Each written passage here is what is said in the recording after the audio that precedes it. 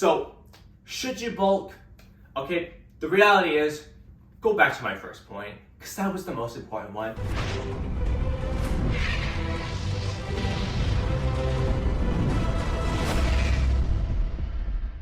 What's up guys? Now the next 5 videos on the channel here are going to be all about how to eat to build muscle. Specifically, should you be bulking or should you be maintaining? In this first video here, I'm going to go over arguments in favor of why bulking might be a good idea for you. The next video is going to be about arguments in favor of maintaining. Then the next 2 videos after that are going to be taking a look at actual bulking protocol and a maintaining protocol, making them both better as I see fit. And in my last video, I'm going to go over just different types of people in different situations and what I think you should do to reach your goals. Now, without further ado, let's get to the arguments in favor of bulking. I'm going to start with the ones that nobody talks about, but are actually the most important ones here, and that's going to be personality-based things and psychological-based things. So the first thing is just, what kind of person are you, okay? Are you someone who's willing to weigh out all your food, weigh yourself every day, and like stuff like that? Like, are you willing to do that? If you're not, don't fucking make gaining, because you're not going to be able to do it right. Like, you just won't. Making requires a lot of particularness. You have to be accurate, and you have to try your best with that.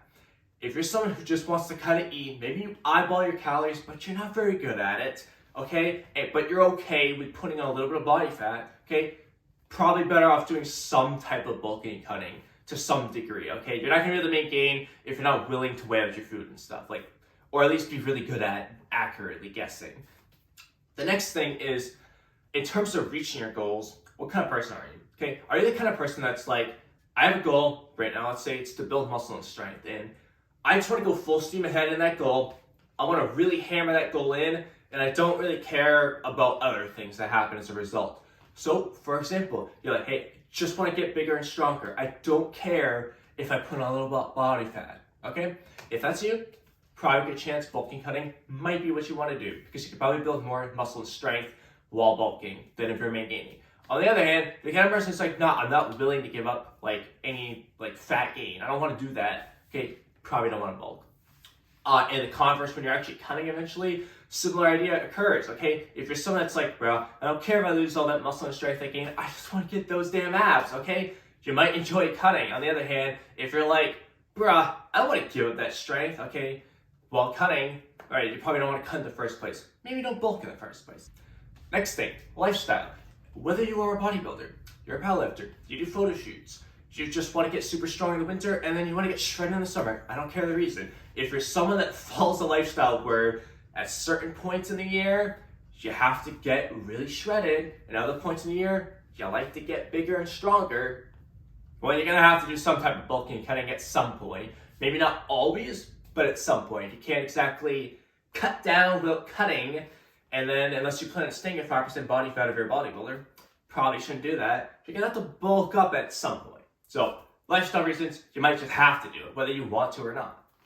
Alright, so now for the actual like physical arguments, like physically what happens in your body. So, I'm going to use Dr. Mike Israetel here as my reference point, simply because he's just got like 1 million hour-long videos on the topics as well as many others, and he goes into great detail, so I think it's a good reference to use for this. So, the first thing here is basically just laws of thermodynamics. You can't go from like 140 pounds skinny to 180 pounds jacked without eating a surplus.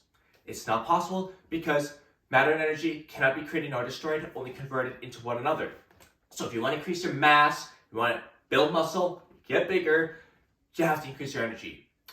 Gee, how do you do that? Well, eating a calorie surplus. And broadly speaking, what is bulking? Eating in a calorie surplus. You're getting bigger. So you gotta have to sort of bulk to do that. The next argument is that, well, it's easier to build muscle in a surplus. Like, it just is. You're going to build more muscle eating a surplus than you will at maintenance calories or in a deficit. You just will. That's not talking about other pros and cons to each, but you will build more muscle in the surplus.